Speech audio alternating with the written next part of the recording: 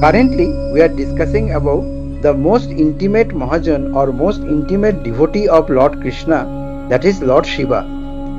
In the earlier two episodes, I have talked about some of the loving relationship between the Krishna and Lord Shiva. If you want to see the earlier episode, either kindly log into the playlist which I will give at the end of this video, or kindly go to the description box below. I will give a link also there. Now in this episode, I will touch upon a very important part of the service which Lord Shiva did, and that is fighting with Lord Krishna.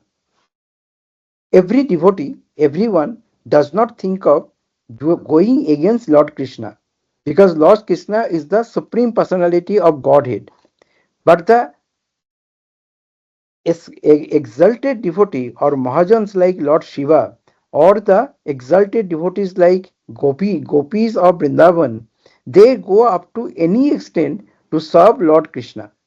And when Lord Krishna has a intention of testing his own strength, he required somebody who is equally strong and capable of giving him that pleasure.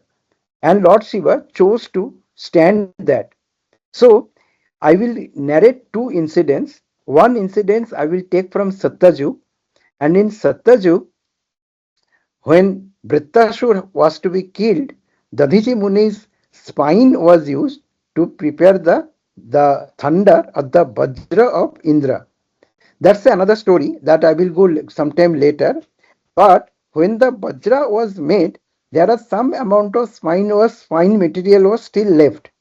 And from that, two dhanush was prepared. Dhanush means bow. Now, these two bows are huge in size, very heavy, and they required almost 500 people to carry. So, devatas were thinking, who will be the stronger? Which dhanush will be the stronger? Now, how to test that? You require a bowman who is equally capable of handling those dhanush. So, they approached Brahmaji, and Brahmaji then approached Lord Vishnu and asked him if he wants to use one of the dhanus. So one dhanus become Vishnu dhanus. Now Vishnu has to fight. Now with whom he will fight? He needs a equally strong person, and who else other than our favorite Ashutosh, Lord Shiva, who agreed to test his strength on their dhanus. So the another dhanus become Haradhanus. That fight began, and the fight continued for many years, because both of them are very powerful, and one is Bhakta, another is Bhagavan. So there is no chance of anyone getting defeated. Then finally, devatas understood that the whole creation is going to be destroyed in the manner. And Brahmaji also told, you see, if you do not have capacity to control something, you should not start. You should not have started the fight between two invincible persons, Lord Vishnu and Lord Shiva.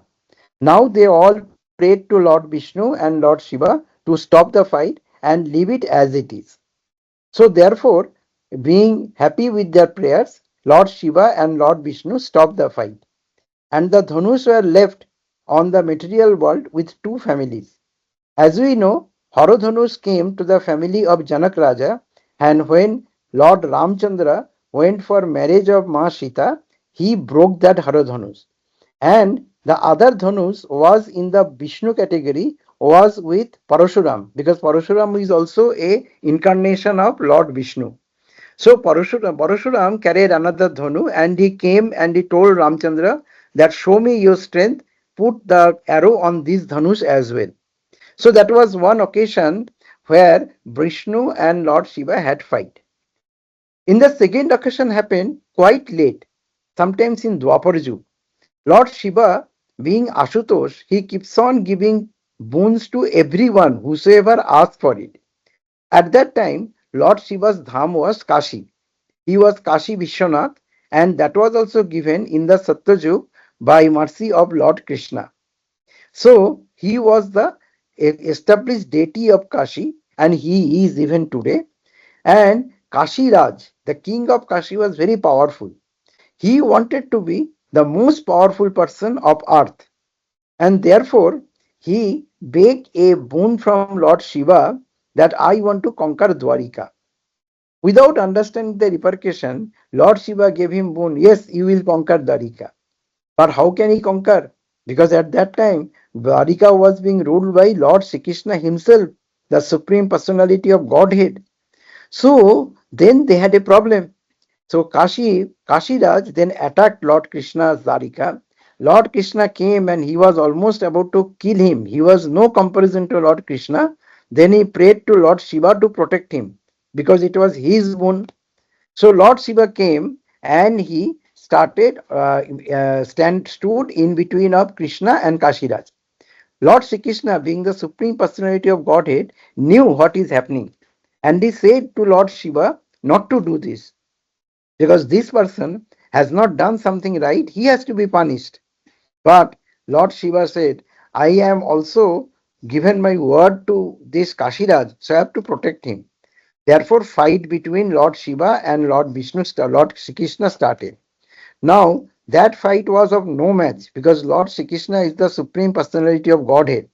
And that after many days of fight, Lord Shiva was defeated badly.